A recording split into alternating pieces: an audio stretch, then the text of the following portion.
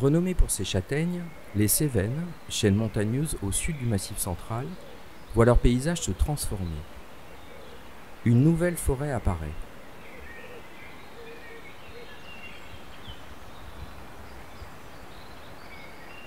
Pendant des siècles, les Cévenols ont cultivé l'arbre à pain et construit un immense verger sur ce territoire escarpé.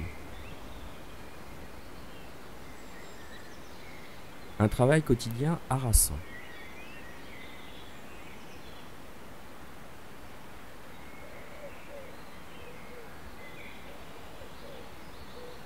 Seuls quelques-uns perpétuent cette pratique, comme ici, sur la ferme de Valmal, dans la commune de Chamborigot. C'est une propriété qui n'est pas trop morcelée, qui est... Mais voilà, ça fait 4 générations qu'elle est comme ça, donc ça fait 4 générations qu'il y a des paysans dessus. Il n'y a pas eu trop d'abandon dans l'ensemble, quoi, voilà. Ça nous a permis de pouvoir avoir un outil de travail déjà prêt à l'emploi. Donc c'est clairement le modèle ancestral cévenol, hein, pâturage, châtaignier. Mais nous, on a fait ce qu'il y avait en fait. Hein. On n'a pas essayé de faire autre chose, d'innover ou de... On a fait ce qu'il y avait sur place déjà. Les pommiers, on greffe des pommiers de variétés locales, enfin même de la propriété, quoi. Le châtaignier, le pommier, le pâturage en dessous tout ça, du fourrage aussi en dessous la pommeraie. Voilà, culture par étage, c'est ce qui se faisait dans les Cévennes. Vu qu'on a des terres qui sont difficiles à travailler, il faut essayer de multiplier les tâches à l'hectare. Vous faites face à des difficultés en particulier ou ça? Des châtaigniers, il en crève chaque année. Donc bon, on fait avec, on essaie de renouveler le cheptel. Chaque année on greffe, on replante. Le rabattage sévère qu'on appelle, ça peut faire peur un peu aux gens parce que c'est vrai qu'on prend des châtaigniers qui sont quand même d'un âge avancé, on les coupe à 4 mètres, 5 mètres, selon les fourches qu'ils ont, tout ça, de manière à ce qu'ils se régénèrent que sur du bois neuf. Ça leur enlève toutes les têtes mortes qu'il peut y avoir. Vous voyez, celui-là, il avait trop de bois mort en bas, et ça l'a tué. Donc ça évite ce genre de problème, quoi. Donc ça les rebousse un peu? Ça les remet à neuf, hein. Ça les remet à neuf. Après, en face, c'est une parcelle qu'on ne récoltait pas, donc elle ne nous manquera pas. Elle est pentue et elle est difficile à récolter, on ne la récoltait pas, donc elle ne nous manquera pas. Donc c'est pour les ça qu'on l'a fait sangliers. tailler et que... Mais non, pour les brebis. Pas pour les sangliers, dis gars.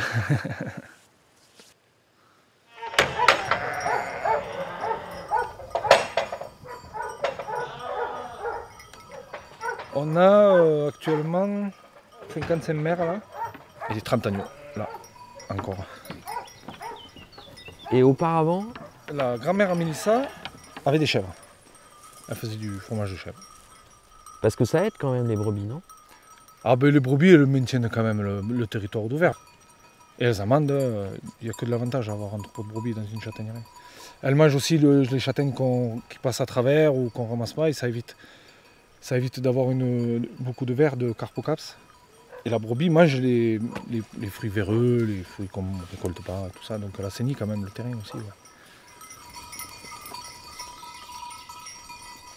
C'est beaucoup de travail quand même. Ouais, mais bon, quand on le fait tous les jours, un peu tous les jours, ça va.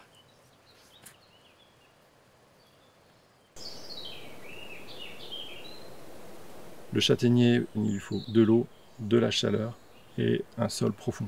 Les sécheresses successives de ces dernières années, c'est-à-dire liées au réchauffement climatique, fait que le châtaignier est dépéri en Cévennes.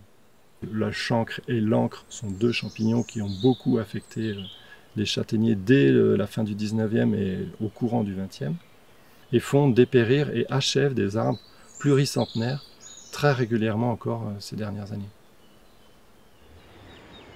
Cette monoculture, sur 30 000 hectares, y compris là où elle n'était pas adaptée écologiquement, est fragile et trop peu entretenue depuis des décennies. Alors que le châtaignier devrait monter en altitude pour résister au réchauffement climatique, les pins, mieux adaptés, s'étendent au cœur des châtaigneraies dépérissantes, tels le pin sylvestre, essence locale, le pin laricio de Corse, planté par les eaux et forêts pour restaurer des paysages surpâturés, ou le pin maritime, rapporté des Landes pour l'extraction minière. Les ingénieurs de cette époque-là s'étaient rendus compte que le pain maritime avait de bonnes qualités technologiques qui permettaient d'étayer les galeries. Les mineurs disaient le pain maritime chante, et quand le pain maritime commençait à chanter, eux, ils quittaient rapidement les galeries parce qu'ils savaient que, à force de plier sous le poids des roches, la galerie allait finir par s'effondrer, et ça leur laissait le temps, la plupart du temps, mais très très souvent, de quitter la galerie qui devenait dangereuse. Voilà, c'est le pain maritime, c'est la mine des mineurs. Le pain maritime accompagnait la fermeture des mines, donc la déconstruction complète de notre tissu à la fois économique et social. Donc c'est vrai que le pain maritime a aussi récolté un petit peu ce mal-être des populations. Il faut qu'on arrive à expliquer qu'au contraire, le pain maritime, finalement, il n'y est pour rien. Il est là et au lieu de le considérer comme un ennemi, il faut absolument s'en faire un ami. C'est la manière la plus intelligente, à mon avis, de gérer notre environnement, parce que le pain maritime, il y est, il est là pour un moment de plus. C'est certainement l'essence locale qui va tenir au réchauffement climatique. Donc prenons conscience de cela et mettons tous les moyens, tous les atouts de notre côté pour d'une faiblesse en faire une force.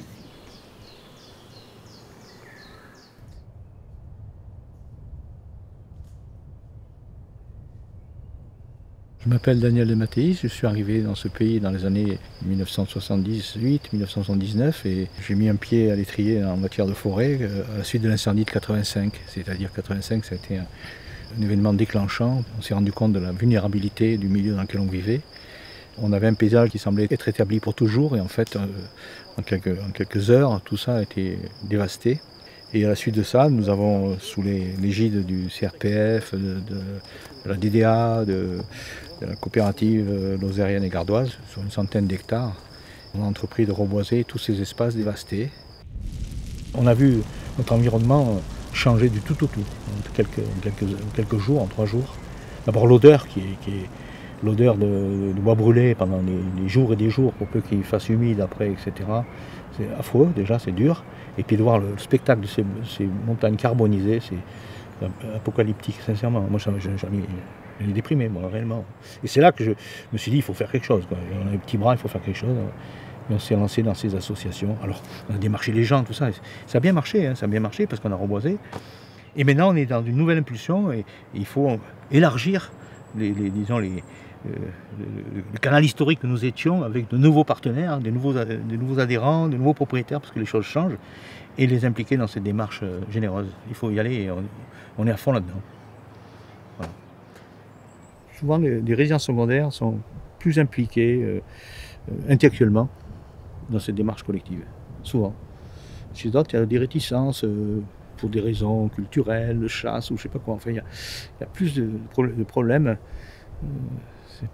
On a effectivement des propriétaires des locaux, des gens qui ont vraiment les 2 pieds dans la terre, qui s'en occupent sérieusement, mais ils ne sont pas majoritaires.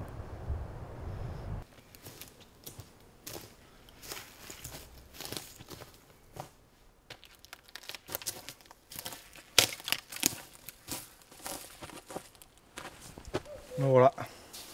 Alors, on est sur une parcelle essentiellement de la Riccio, où il y a un projet d'éclaircie déficitaire là, qui est dessus. Donc le but de l'éclaircie déficitaire, c'est d'enlever tout ce qui est dominé, biscornu, pas joli, pour laisser la place au joli, et que ça prépare une future récolte intéressante. La forêt étant un jardin, il faut l'entretenir. Voilà, ça se fait pas tout seul. Et donc le pain sur une parcelle où on fait de la châtaigneraie, c'est gênant, mais par contre c'est une ressource qui est... Alors le pain, je pense que c'est gênant sur toute parcelle agricole, pas que sur des parcelles de châtaigneraie. Mais on a quand même de la chance d'avoir cette ressource-là, il faut quand même s'en occuper, quoi. Il faut s'en occuper. Tu es président d'une association qui regroupe quelques propriétaires sur la commune. Donc Forêt à venir, on l'a appelée, l'association. Elle a pour but, elle, de regrouper des propriétaires afin de pouvoir créer des réseaux de distribution des parcelles pour l'exploitation du bois. Donc c'est surtout axé sur le forestier.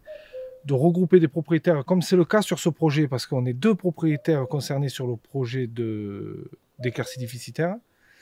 Donc on se regroupe via l'association afin de pouvoir aussi avoir des subventions dans les aglo. Et une association comme ça, c'est beaucoup de temps, beaucoup d'énergie? Ben, à la création, ça a été beaucoup d'énergie parce que il a fallu quand même que tout le monde s'entende et voilà. Mais sinon, après, il n'y a pas des projets quand même. Au jour d'aujourd'hui, on a un projet donc, sur cette éclaircie déficitaire. Il y a un projet global. On a 3 ou 4 propriétaires qui sont concernés par un dépressage de châtaigniers. Et il y a 2 propriétaires qui sont concernés par 3 propriétaires qui sont concernés par une desserte forestière là dessous, piste forestière.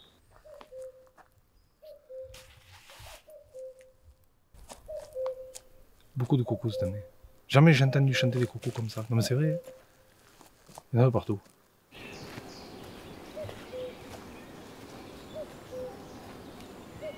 Nous sommes dans un peuplement de pins maritimes. Regardons autour de nous, il y a eu une flore absolument considérable. Les chants de coucou, le premier, c'est dans les peuplements de pins maritimes que je l'entends. Il y a des oiseaux, l'été il y a des cigales. C'est un milieu qui vit. On a intérêt à ne pas oublier le passé, bien entendu, mais à vivre avec l'avenir. Et l'avenir, effectivement, ce n'est pas la sylviculture telle que les mines nous l'enseignaient, bien entendu. Mais je crois que réellement, il y a des progrès qui se font. Nous avons de plus en plus de propriétaires qui adhèrent, par exemple, au syndicat des forestiers privés, donc qui leur permet d'avoir des connaissances, qui suivent les réunions d'information du CRPF. Donc tous ces gens, en plus, qui se regroupent entre eux et qui prennent en main leur forêt alors qu'elle a été délaissée depuis des décennies. C'est un mouvement qu'on peut percevoir aujourd'hui, même si c'est encore bien trop lent. Bien entendu, il faut absolument que les propriétaires de parcelles forestières deviennent des sylviculteurs. Et devenir sylviculteur, c'est aussi multiplier les usages d'une telle ressource, comme cherchent à le faire certains acteurs de ce territoire, élus ou simples citoyens. Aujourd'hui, on est sur la commune du Chambon, dans la propriété de Daniel de Mathéis, qui est un propriétaire forestier installé en Cévennes depuis plus de 40 ans. Et aujourd'hui, on est dans le cadre d'une expérimentation. C'est des poches qui servent à récolter la résine du pin maritime. C'est donc la pratique du gémage, une pratique qui existe depuis l'Antiquité. Et en fait, là, sur cette parcelle du Chambon, il y a eu du gémage donc avec deux petites incisions. Il y a une centaine de poches pour récolter de la résine. Et du coup, jusqu'à septembre, donc de mai à septembre, on va essayer de récolter cette résine dans des conditions normales qui se font aussi par exemple dans les Landes. Et le but donc c'est pour essayer de voir en Cévennes comment nos pins maritimes, qui sont d'origine landaise en fait, produisent de la résine, et aussi comment les propriétaires forestiers pourraient du coup peut-être se lancer dans cette nouvelle pratique. Un arbre qui ne donne pas, ou qui n'a pas donné du tout, ou très très peu, j'aurais tendance à inverser le perçage. Mais voilà, et ce qui change de pratique, la pratique du gémage, elle ne se fait pas tout au long de l'année. Ça, c'est quelque chose qui parle beaucoup pour les Cévennes, parce qu'on serait sur une activité complémentaire à l'existant. Et en Cévennes, il y a beaucoup de polyactivités. Dans l'agriculture aussi, on trouve beaucoup de polyculture, de polyélevage. Donc c'est vrai que cette pratique saisonnière du gémage, c'est quelque chose qui pourrait être vraiment intéressant en fait pour conforter, maintenir l'emploi en milieu rural cévenol. Aujourd'hui, vous voyez que la forêt est très présente chez nous et qu'il faut qu'on trouve un moyen d'en sortir quelque chose. La forêt, c'est une richesse, c'est un patrimoine. Le pin maritime, c'est un arbre patrimonial, dirait Francis Mathieu, un avis que je partage. Et on a besoin, nous, de mettre en valeur cette forêt pour démontrer qu'on a aussi une activité. C'est une source renouvelable. Et donc, qui va créer une activité non délocalisable, très importante pour notre territoire. Certaines sont très liquides. Utilisée dans l'aromathérapie, la pharmacie, la cosmétique ou encore la chimie verte, cette gemme, récoltée en utilisant un activant bio, offrirait ainsi de nouvelles perspectives d'avenir. Aujourd'hui, quand même, le Pin Maritime retrouve ses lettres de noblesse pour le bois de coffrage dans le bâtiment. On a des scieries locales qui aujourd'hui travaillent pour des marchands de matériaux et fournissent du bois de coffrage en Pin Maritime Cévenol. Voilà, on parle toujours de l'emballage et du bois entre guillemets trituré. On parle aussi du bois énergie, il ne faut pas l'oublier. Le bois part aussi en énergie et alimente des chaufferies qu'on a sur le territoire et ailleurs. Au milieu de ce massif de pins maritimes, cette commune fait figure de pionnière. Je suis Alain Louche, le maire de Saint-Martin-de-Bougot, et j'ai le plaisir de vous présenter l'installation de chauffage à plaquettes que nous avons mis en place dans la commune. Et voilà. Donc là, on a une chaudière à plaquettes, la chaudière à bois donc. Auparavant, c'était un peu n'importe comment, il y avait de tout, il y avait des poêles à fioul, il n'y avait pas de chaufferie. Il y avait des poêles à mazout de l'époque qui puaient un peu, voilà. On avait des convecteurs électriques de base, dits grille-pain. D'autres se chauffaient avec un poêle à bois, un fourneau, enfin voilà, c'était très hétéroclite. Et en termes de confort, c'était pas ça. En termes de coût, c'était très élevé. Oui, donc ce volume de bois qui est derrière moi nous permettra de chauffer l'ensemble des immeubles de la commune pendant au moins une saison de chauffe, voire 2 saisons de chauffe selon le climat de l'année, bien sûr. Mais on a largement plus que ce qu'il nous faut pour chauffer une année. On est passé en gros de 10 000 € par an à 2005, 3 000. Donc voilà les plaquettes qui résultent du broyage des pins que vous avez vu en face et qui vont permettre d'alimenter notre chaudière dès cet automne. Notre pétrole est là. On a à peu près 3000 hectares de forêt, ça fait 500 000 tonnes de bois, 600 000. On en consomme 60 par an, tonnes. Donc on peut vivre 10 000 ans avec.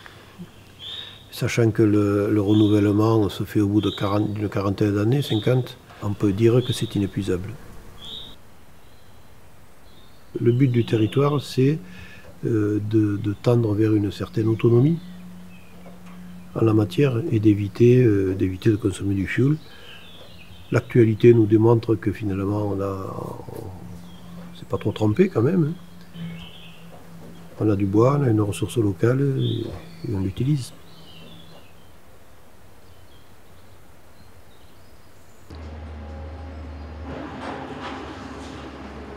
C'est une forêt naturelle, aucune intervention humaine.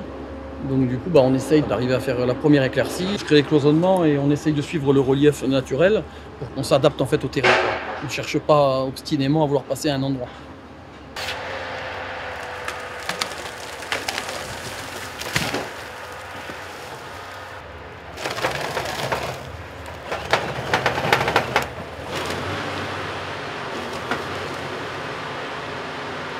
Guillaume Tolfin, je suis entrepreneur de travaux forestiers en Lozère. Ça fait une vingtaine d'années, j'ai commencé bûcheron. Après ça, j'ai été débardeur pendant 17 ans. Et puis là, je suis passé à l'abattage mécanisé. Parce que il y a un manque de bûcherons sur le département et sur toute la France. Ce qui fait que forcément, j'avais jamais assez de bois par terre pour arriver à rentabiliser mon skidoo. Donc du coup, je suis reparti à l'abattage, mais mécanisé. On est protégé par une cabine, ça reste quand même essentiel, quoi. La machine me mesure, elle a une catégorie de diamètre, donc elle se fie à ça. Et après c'est l'œil, si j'estime que le produit n'est pas conforme parce qu'il est trop noueux, pas droit, je le déclasse dans une autre catégorie. Là vous prenez un bûcheron manuel, le bois est tellement serré, il n'y a jamais eu aucune éclaircie de fait.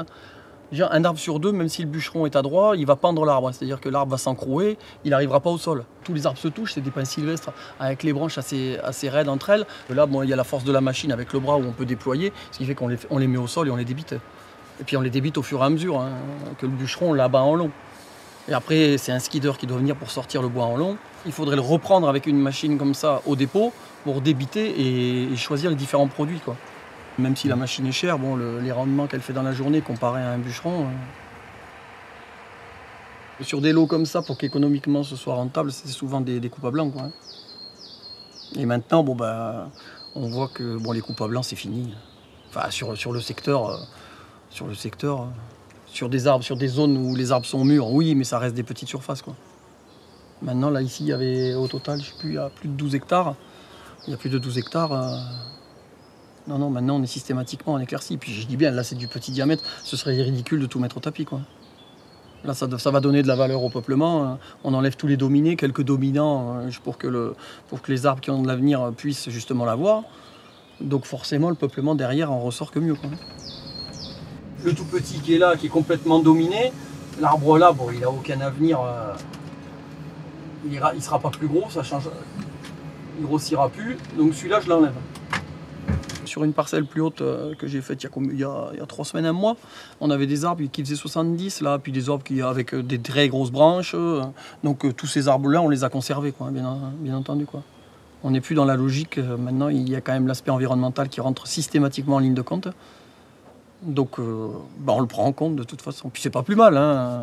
C'est pas plus mal, hein. Il n'y aurait aucun intérêt à couper l'arbre, puisque de toute façon, il serait parti au papier. Alors que bon, il a sa place dans la nature, quoi, hein.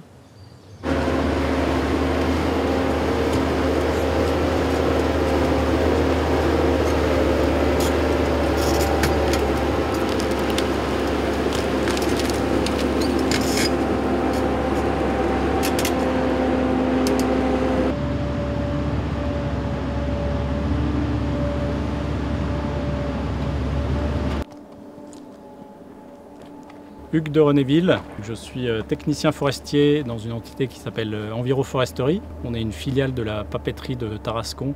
Ici, on est sur un chantier Cévenol qui regroupe plusieurs propriétaires. C'est vraiment le cœur de notre métier, c'est de travailler sur la prospection, le conseil et le regroupement de propriétaires pour arriver à réaliser de la gestion dans les parcelles et à intéresser également des exploitants forestiers qui réalisent les travaux forestiers. On a un tri dans le bois pour valoriser au maximum le bois, qui est aussi pas payé au même tarif aux propriétaires en fonction de ces différents produits. Donc ici, il y a eu une éclaircie avec un prélèvement d'environ 1 arbre sur 3, voilà, autour de 35%. Le pourcentage de prélèvement, il est fixé par qui ? On suit des guides de gestion, mais c'est aussi nous, en tant que gestionnaires forestiers professionnels, qui orientons les propriétaires en fonction du peuplement sur pied, voilà, en fonction de l'âge des peuplements, de la densité. Voilà, on va prendre plus ou moins voilà, tel ou tel itinéraire sylvicole. On peut être, ici, on est beaucoup sur ce qu'on appelle des peuplements réguliers. Voilà. Donc on va être sur une première éclaircie, c'est des bois qui n'ont jamais été gérés. Voilà, généralement, donc on va commencer à diminuer un peu la densité, sachant que ici c'est une exploitation mécanisée. Sur cette première intervention, on va déjà prélever ce qui est sur le passage de la machine. On pourra travailler de manière un petit peu plus fine sur la deuxième intervention, où éventuellement il y aura un marquage de fait en amont avec un technicien forestier.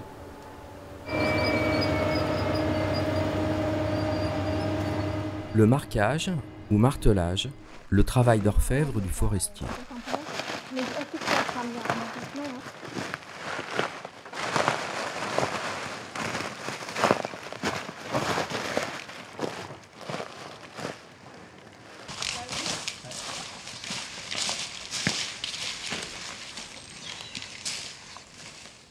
Donc le principe là de notre martelage, c'est de travailler en virée pour couvrir en fait tout l'espace. Donc nous sommes 3 à réaliser le martelage, donc on doit travailler les uns par rapport aux autres et en fait on travaille en parallèle. Il y a toujours une personne qui prend la tête de la virée, donc qui commence la sélection, et la personne qui le suit donc, doit prendre en compte les choix qui ont été effectués par la personne qui le précède. Et en fait l'idéal c'est lorsque l'on arrive au pied de l'arbre, normalement notre sélection est déjà faite. Donc ça veut dire qu'on anticipe nos choix et on regarde les arbres dans leur globalité, dans leur intégralité en amont. Donc on identifie au loin là où les arbres qui nous paraissent être les plus jolis. On examine en fait leur vigueur, leur disposition spatiale et puis les potentiels concurrents. Lorsque l'on arrive au pied des arbres, en fait, normalement, on est simplement censé faire une confirmation de ce qu'on avait préjugé, en vérifiant certains points de qualité, des torsions qu'on n'aurait pas vues, la face cachée de l'arbre. Et on travaille ainsi de proche en proche, de groupe d'arbres par groupe d'arbres, en appliquant toujours la même logique. Où est l'arbre de qualité? Comment est-ce que je peux travailler à son profit en maintenant en fait, à un niveau de prélèvement assez modéré, pas trop déstabilisateur pour la forêt, mais quand même suffisant pour permettre de générer une intervention économiquement viable. Ça peut aider celui-là. Il est très beau aussi, c'est un 55 ça. Moi j'enlèverais plutôt celui-là, non? Toi t'enlèverais ça, mais c'est qu'après il y aura quand même encore du monde là. Tu l'enlèverais pas celui-là?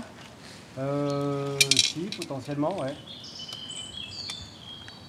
Après, donc, si on en enlève 2, donc on serait à 6 sur 7, 2 sur 7, avec un dominant. Tu marques le sud-ouest qui est devant toi, Loïc, ou pas? Ah, pourquoi pas.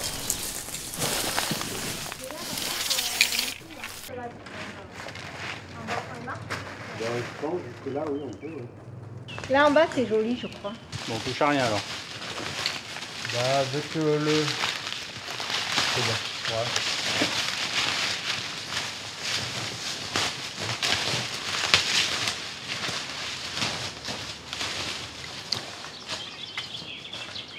Tout à l'heure, il y a Hugues, bon, il a fait un rond. D'habitude, le cycle classique, c'est plutôt le triangle inversé. Mais pour indiquer en fait, à l'opérateur de surtout pas couper et prélever l'arbre mort, qui était un pin et qui était sur pied. Et donc dans les habitudes classiques des exploitants, c'est plutôt, bah, voilà, on fait propre, on nettoie. Et là, Hugues, il a marqué et il a mis un sigle spécifique pour dire attention, cet arbre-là, il est intéressant pour nous, pour le fonctionnement de l'écosystème. Et donc avec des marquages comme ça, on le fait. Quand il y a des choses qui sont un peu rares, si on avait aussi un feuillu très tordu, avec des cavités, on peut potentiellement aussi mettre un sigle pour dire attention. Sur des choses qui sont très courantes, comme la fourchaison sur Palaricio, on considère que vu qu'on n'a rien fait depuis très longtemps dans cette parcelle, on peut quand même accélérer le mouvement et surtout que notre priorité, comme je le disais en numéro 1, c'est vraiment travailler au profit des arbres de qualité. C'est eux qui ont besoin qu'on leur donne de l'air tout de suite là. Si on le fait pas tout de suite, et ben en fait, on perd aussi de l'accroissement et on perd de la capacité des arbres à réagir et à refaire du houppier. Et donc gage de bonne santé, gage de capacité après à aller prospérer dans le sol aussi, etc. Parce qu'on est au bas de la parcelle là? Oui, oui, on y arrive là, tu vois, c'est la source là. On peut marquer la poche. Ça sera peut-être un peu plus cohérent. La poche. Ouais, comme ça, après on voit on peut remonter. Nous, on joue aussi ce rôle d'animateur sur le territoire. On éveille un peu les consciences auprès des propriétaires forestiers pour les inciter à faire de la gestion. Et après, on essaie de les mettre en relation avec des gestionnaires qui vont pouvoir les accompagner. Et donc, ça nous arrive très fréquemment de travailler avec les coopératives, avec des experts forestiers, avec Enviroforesterie. Et après, on échange, on partage, soit d'un point de vue territorial, soit d'un point de vue technique, sur des sujets qui sont un peu particuliers. Donc voilà, ça fait partie des relations, de l'entraide qu'on peut essayer de mettre en œuvre pour essayer d'être le plus efficace au niveau du territoire.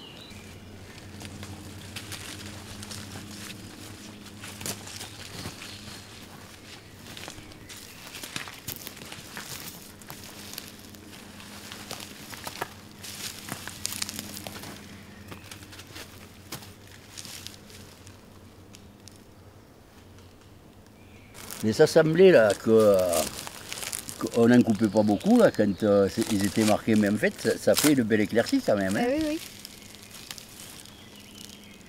Qu'est-ce qu'on fait quand on reçoit une parcelle de bois? Donc c'est pas ce qu'on doit faire.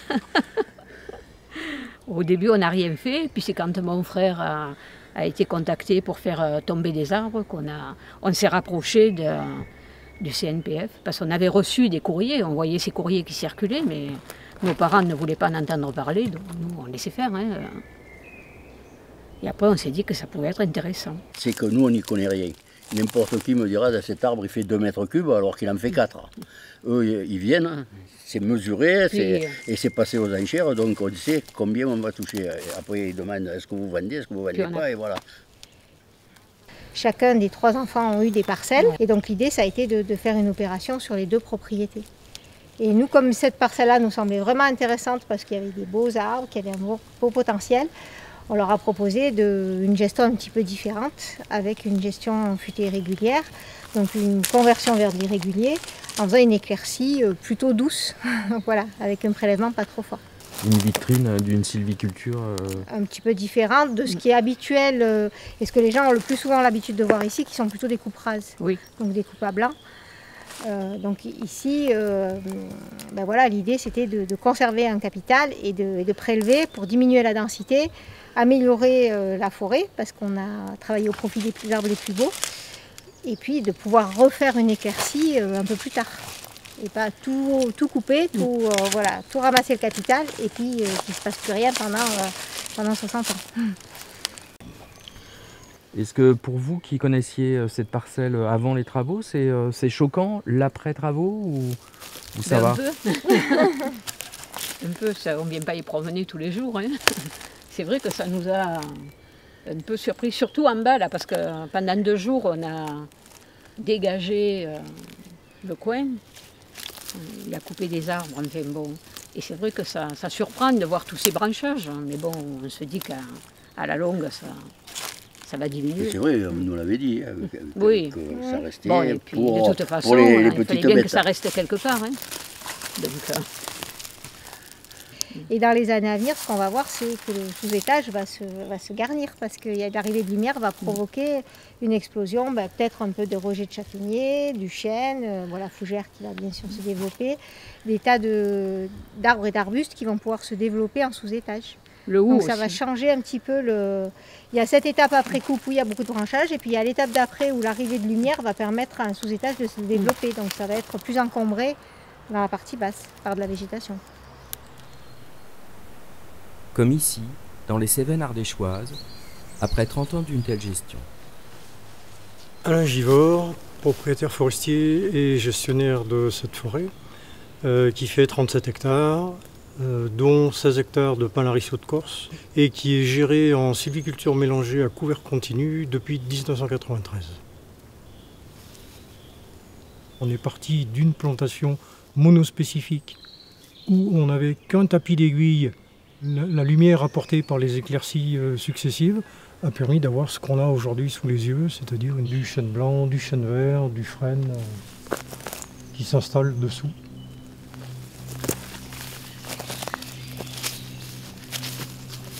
Ici, moi je passe en coupe au début tous les 5-6 ans, maintenant c'est plutôt tous les 7-8 ans, mais à chaque fois qu'on passe, on observe des choses. Et on se dit, tiens, là il faudrait faire une petite intervention. Là, il faudrait faire une petite intervention. Enfin, ça permet quand même d'avoir quelque chose qui fonctionne bien et qui esthétiquement n'est pas trop moche et économiquement est très intéressant. Moi, je suis rentré par l'économie. Je trouve que c'est très satisfaisant de constater que cette sylviculture permet d'avoir des revenus réguliers et soutenus. Et si on fait la comparaison à court terme, enfin à court terme, à moyen terme, moi je gagne beaucoup plus d'argent que des voisins qui ont à 50 ans tout coupé. Ils ont tout coupé. Moi à 50 ans, je n'ai pas tout coupé. Et sur une période de 12 ans, j'ai eu autant de recettes que ce qu'ils ont eu en coupant tout. Et moi j'ai une forêt sur laquelle il y a 220-250 mètres cubes hectares. Avec une valeur du capital qui est bien plus importante que celui qui a tout coupé parce qu'il n'a plus rien. Et bon, j'ai une forêt qui est avec des arbres de qualité potentielle, menuiserie ou charpente, avec un fonctionnement continu qui s'installe. Donc ça fait partie des motivations. Donc ça, c'est mon côté entrée économique. Où j'ai pu constater que moi j'avais plus besoin de la forêt que la forêt avait besoin de moi. J'ai aussi constaté qu'en pratiquant cette sylviculture, eh ben, on faisait de l'écologie. On faisait de l'écologie, on respectait les minorités, on favorisait la diversité, on préservait les sols, on préservait des milieux qui étaient favorables. Là, on entend les oiseaux, favorables aux oiseaux. Ici, on a chevreuil, sanglier, blaireau, fouine. Quand on se promène et qu'on ne fait pas de bruit et qu'on s'assoit, enfin, surtout le matin, entre 6h30 et 8h, on voit plein de choses. Je dis, économiquement, c'est intéressant. Le travail en devient d'autant plus intéressant parce que chaque opération de martelage, c'est quelque chose qui réfléchit. Chaque intervention, comme on faisait de l'élagage, du dépressage, des plantations, ben on n'en fait plus en fait. On observe que l'élagage naturel il se fait tout seul. On observe que la régénération naturelle elle se fait toute seule. On observe que la diversité des essences qui s'installent, elle se fait toute seule. Donc, je veux dire, on est vraiment satisfait de constater que, en faisant un minimum, la dynamique naturelle, donc la forêt, est capable de faire plein de choses merveilleuses. Malgré le feu, malgré les sécheresses, la forêt nous offre son oxygène à profusion, capte du carbone, propose à toute forme de vie un abri dans un équilibre complexe et fragile, sans jamais rien réclamer en contrepartie.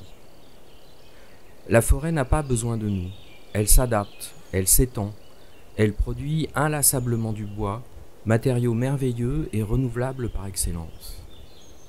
Si l'action de l'homme peut être destructrice, il est aussi possible de gérer la forêt en conciliant les enjeux et en respectant son harmonie. Aux propriétaires de choisir leur voie pour l'avenir de la forêt du territoire cévenol.